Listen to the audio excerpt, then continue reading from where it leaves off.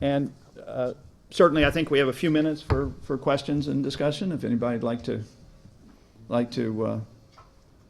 ask me a question, or anybody in the room, or contribute. Yeah, Yes, sir. Just a question that came up. You mentioned that big data and your conversation about that, and it was getting so big that it's going to be hard to move it.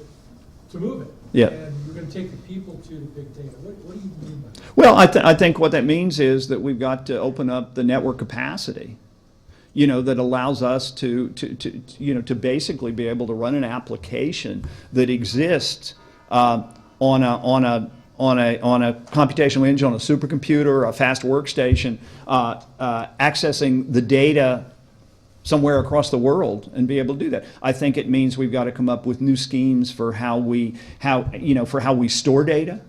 I think it means that we have to come up with new schemes that are, whereby the network is shaped by and aware of the data and where it sits.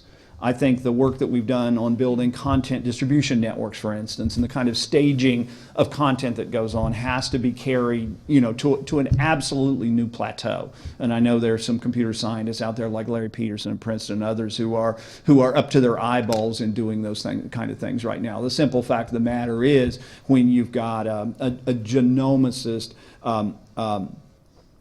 working, pulling data off a microarray.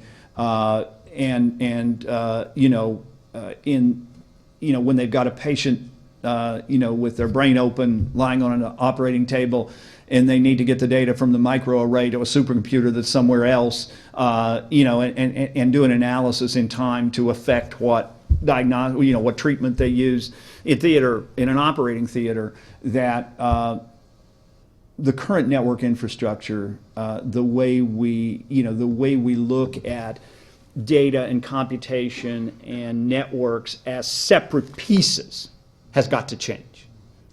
And the old kind of layered model, I think, is in a lot of danger. And that's why I think software-defined networking, in combination with virtualization, creates such a unique opportunity for us to begin to rethink how we actually do applications and how we pull those pieces together.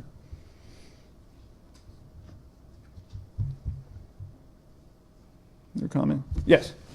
Yes, sir. Use the microphone. Okay, please do. So my interest works. Oh well.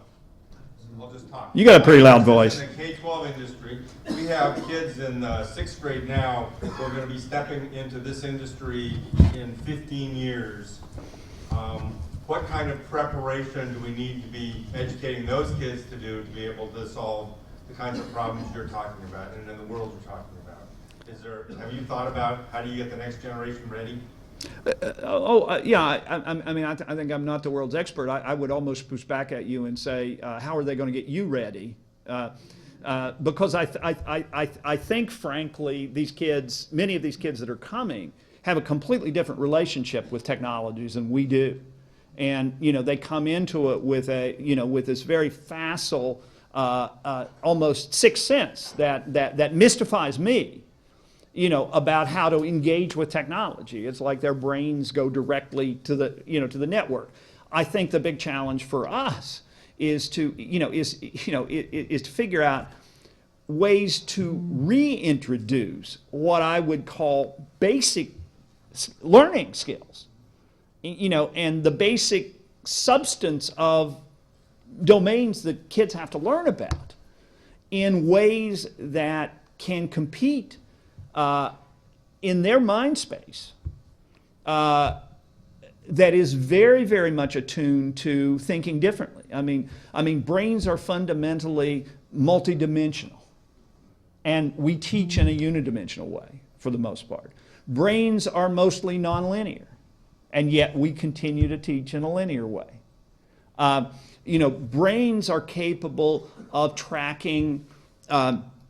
Of being multivariate, of factoring, across elements of causation, for instance, at a much more facile stage than the way we teach those things. And so I think the biggest challenge for us is not teaching the kids the technology, I think they're born technology literate now. They're exposed to it at such early age. I think the big challenge is how we retrofit the traditional foundations of knowledge to the new way they expect to learn it.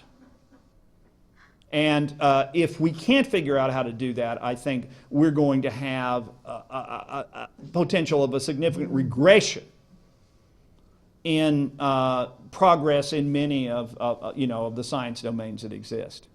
Yeah, question back here.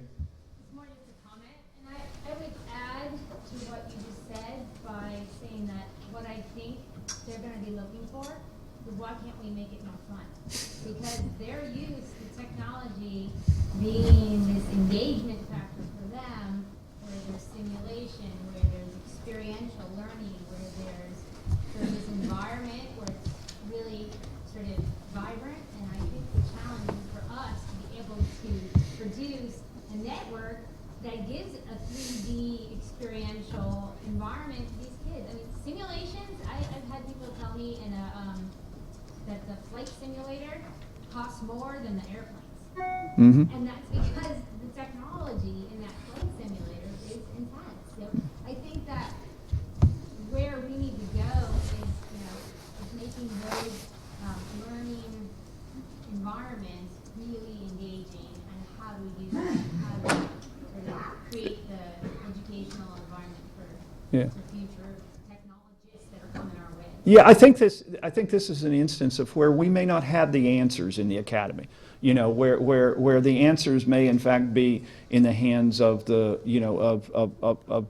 the sports entertainment industry, of the gaming industry, for instance, of the folks that build flight simulators and the folks that build other kinds of engaged learning experiences. And I think we're going to have to open the academy up to recognizing that we probably don't have the answers here. And we're probably not necessarily as well positioned as some other communities are to actually understand how to do that. And that's going to be hard for education. That's going to be really, really hard, because it means it may blow our teacher licensing models out of the water. It may blow our tenure and our faculty hiring models out of the water. It may blow our PhD granting processes out of the water. But they're only 500 years old, right? Yeah. So, I mean, it's time for a good funeral from my perspective. And on that note, I want to thank Dave for a thoughtful, engaging, and really provocative talk. Thank you very much. Thank you.